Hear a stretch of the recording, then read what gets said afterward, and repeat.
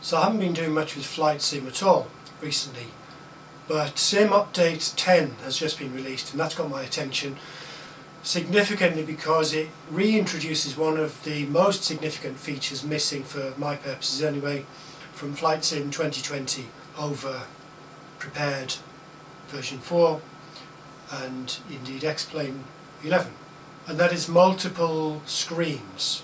Now, it may be that you followed along with the genesis of my previous cockpit, which was built around the Twin Otter and which I dismantled just over a year ago. Basically because, well, a number of reasons. One is it was taking up a lot of room, but also it was more or less, much of it was redundant given the absence of the Twin Otter in FS 2020. I did switch to 2020. You know, it's so much far ahead of prepared and X-Plane in my view, but we didn't have the Twin Otter at the time, so much of that cockpit was redundant. I did then reassemble the cockpit somewhat when the Twin Otter for FS 2020 was in beta test and shortly before its release. I assembled the cockpit in a different place, in a different room, but without the main superstructure, largely because we didn't have the multi-screen display, but also the overhead panels and so on weren't required. And I've subsequently moved that cockpit back into its original position here, but again minus the multi-screen setup. Now, that multi-screen setup, if you looked at the later iterations of that, it was simply the best display setup I've ever had, and we've been unable to approach that in Flight Sim 2020 until now. Now, we did have the ability to use the NVIDIA Surround, which would give us a 3-screen display, but that's 3 screens in a line and we get the distortion inherent in using a single image, as is well known. But now in 2020 Sim Update 10 we have the ability to do pretty much almost what we could do with view groups in prepared version 4. Now, it's not quite as flexible as view groups, but it does allow us to do essentially the same thing. So that's what I've done today. I've set that up in my cockpit. You'll see I've got 2 flanking screens. I've got a 32-inch display as the central display. I haven't reinstated the 2 32-inch outer displays. I could do that. The logistics of doing that are a little bit complicated because there's such unwieldy sized screens. So I've used these 2. These are, again, if you go right back to the beginning of my cockpit, you may recognise these screens. These are the 2 NEC 19-inch 5x4 monitors. My original screen display was an NVIDIA Surround. In fact, it wasn't. It was a triple head to go with 3 of those in a line.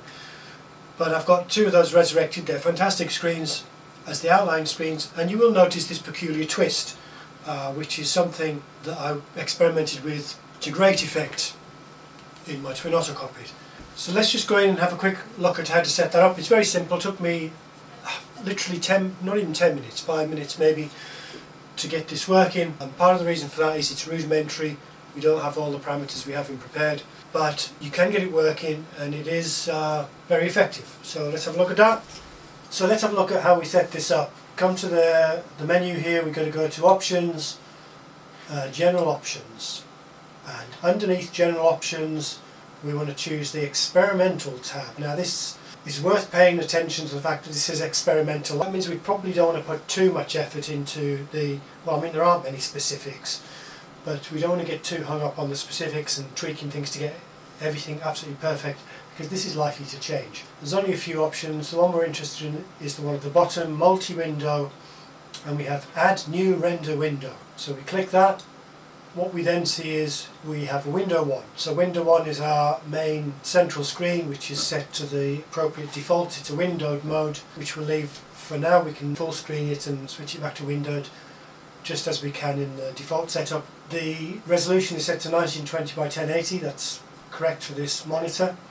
These offsets, we want to leave them alone because that front screen is precisely what we need. What's missing here is anything about the field of view. If you remembered back to view groups in prepared, we could set the field of view as well as offsets and rotations and so on, and of course that determines the apparent zoom of the view when we are in the sim. So we don't have that. So at the moment, if we were to apply and save, shall we do that? Let's do that, and then go back. If I unfull screen now, not much is different other than we've got now 2 Flight Sim windows. We've got the menu window, which is the one we're looking at here, but if we switch to this one, we've got the view window, which we can full screen, or not full screen, and we're just looking at the hanger at the moment. So if we go back to the menu, back into general options, experimental, let's add, we're going to click add new render window to add a second window. What you would have seen there briefly, a second window appeared and popped to the front, and then it flipped us back to the menu. So if we look down here, now we've got two floating, if you like, window views. Window 1, the one we've looked at previously, window 2, which looks just the same. But if we go to the setup for window 2,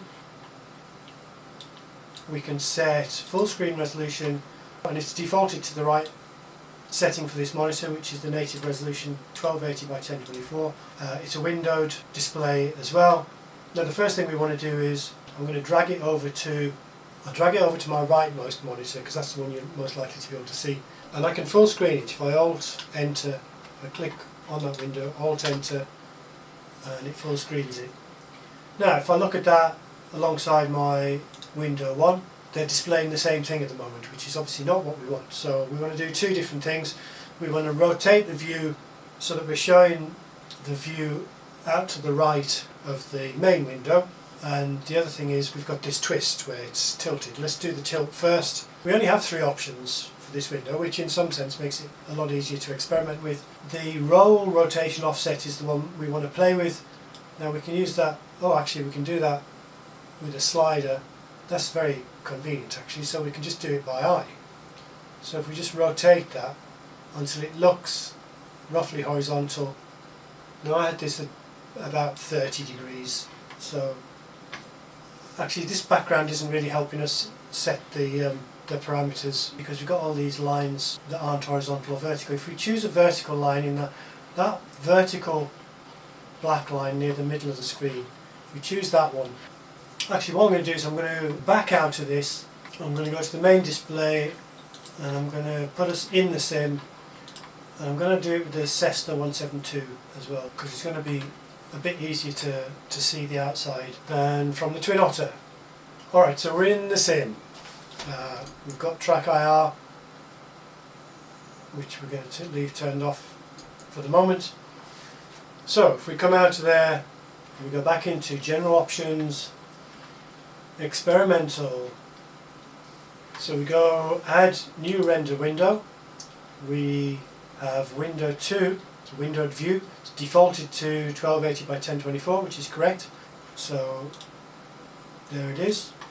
So the first thing we do is drag it onto the screen. If we full screen it and then look at it alongside window 1, we can see it's the same view but tilted over. So go back to the menu. Notice it's gone to full screen because we did a enter on it. That's fine, we'll leave it as full screen. So we changed, this is what we started to look at, the lateral, vertical and roll offsets. So we changed the roll to -30, which orientates it approximately correct, but not exactly correct. We'll finesse that in a second. You'll notice that the horizons are not matching here, so we want to tilt the view up as well, or the camera down I suppose, until we get the horizons to more or less match. But before we do that, we want to rotate the view to the right, so that we're actually looking now to the right hand side of the aircraft, or at least to the right of our main view. So we do that with the lateral rotation offset. Again, we can eyeball that. We can go for like a 45-degree view. Now, if we go for 45 degrees and then we see how that looks, it's not actually that great, because because of the field of view is quite wide, and that's about the zoom of course. Some of the view is duplicated on both of the windows, so the only way around that is to zoom the view in. If I just OK out of this, resume, I should be able to then set the zoom, and you can see if we zoom in sufficiently, that's as far as we can zoom, the displays begin to more or less match up. Again, the tilt doesn't, we haven't adjusted the camera tilt up and down yet, but the fields of view setting, which is what the zoom does, is almost appropriate for us having set that rightmost view at a 45-degree angle to the main view. But that's going to be way too zoomed in. Instead of 45 degrees, we're actually going to put that to 90 degrees. I'm just doing this through having experimented previously. If we were to look at those two views together, we can see, well, we can't really see because the tilt. Let's set the tilt. So what we want is those two horizons to more or less line up. So the next thing we have to do is change the vertical rotation offset. We can sort of eyeball that, although that view's hidden behind the menu now. We'll try that. Vertical rotation offset. So it's about there. Minus 10.7, 11.5. We can do halves. 11.5 is good. So if we look at those two together, they match up pretty well, and you should see as well over at the right hand side the glare shield pretty much matches up. I mean, you've got to obviously take account not to focus too much on this missing slice. We go into the sim, I switch on the track IR now, you can see those two views pretty much match up.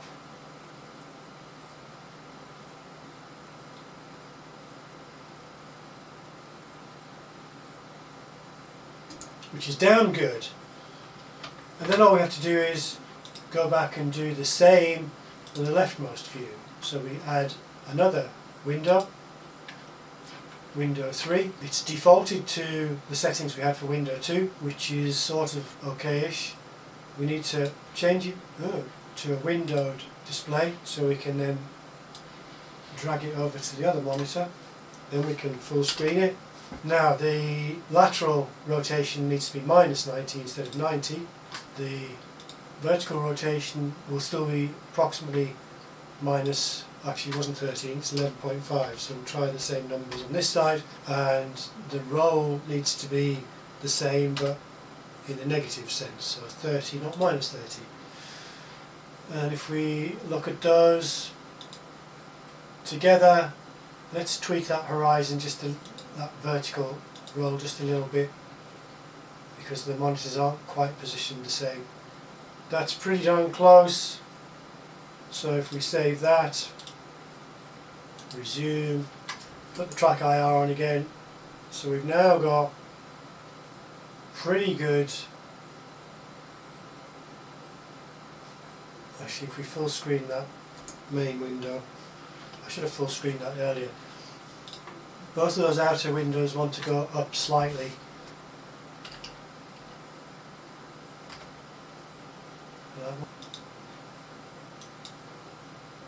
Alright, so let's take it for a spin and see how it handles.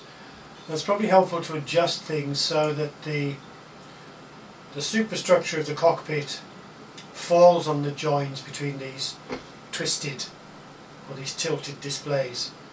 So if I just set it with the track IR disabled, we can see moving backwards and forwards that door pillar, particularly to the left. We can position that pretty much where that gap is, so we don't lose too much of the outside view there. The glare shield more or less lines up with that side. We're not too fussed about the specifics of that. Now you can see we've got a 90-degree sideways view each way, which arguably is not realistic because those screens aren't 90 degrees to each side of me. But that's a concession to the wide field of view, or the wide zoom, if you like, that we have set up by default. We're going to stick with that because it gives us a reasonable view of the virtual cockpit. So let's just take off like that and see, and I'll leave the track IR off initially and we'll see what we see.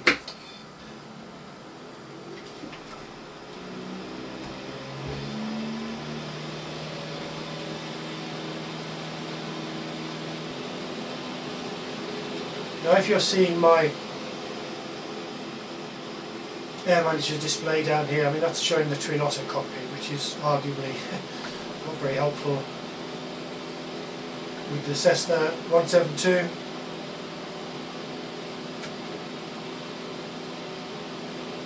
just getting the flaps in there. but if you can see how, particularly the view out to the left hand side is very helpful. Less so at the right hand side because we do have that cockpit co-pilot seat kind of in the way. So just climbing out here from Southport, and we'll just do a quick circuit, and then we'll do a whole circuit, I don't know. But we've got that sideways view, and much more importantly, or equally importantly, we've got that downward sideways view as well, which is so useful over and above the flat 3-screen conventional 3-screen display. Right, I want to level off up here, about 1,000 feet. If I just flick the track IR on, you can see, we've still got track IR functionality. We can look around, and in terms of orienting ourselves, it's very useful. This is one of those situations where someone's going to look over your shoulder and say, oh, it's not realistic. So for now we're going to disable the track IR, but we can see the field out to the left there and set ourselves up on a downwind. I think they've done something with the elevator trim sensitivity, so my elevator trim is massively oversensitive now. I need to go and tweak that. So we could probably turn in onto base leg now.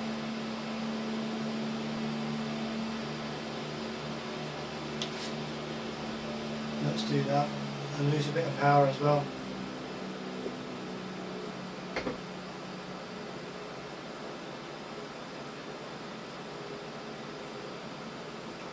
Base leg is roughly due west from this airport.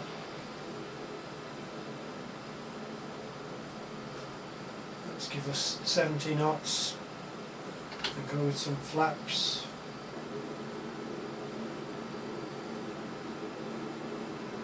Beautiful view out there to the left.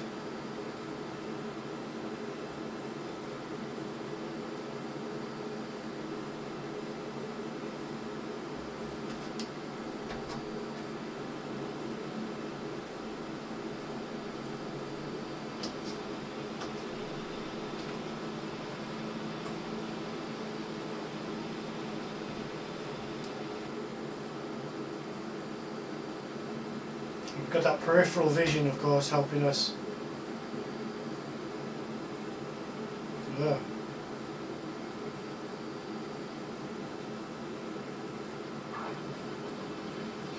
Well, not the best landing, but we got down in one piece.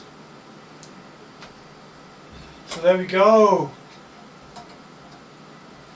3-screen display, FS 2020. Very nice, very easy to set up.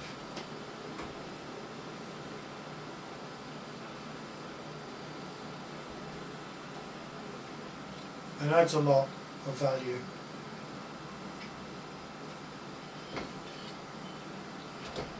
So there we go, multi-screen display in Microsoft Flight Sim 2020 for the first time.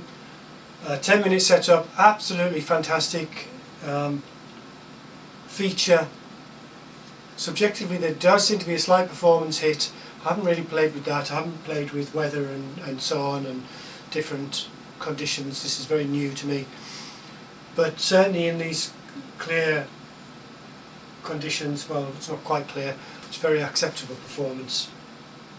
And even with these two small outline displays, people will say that this is not realistic in how it looks.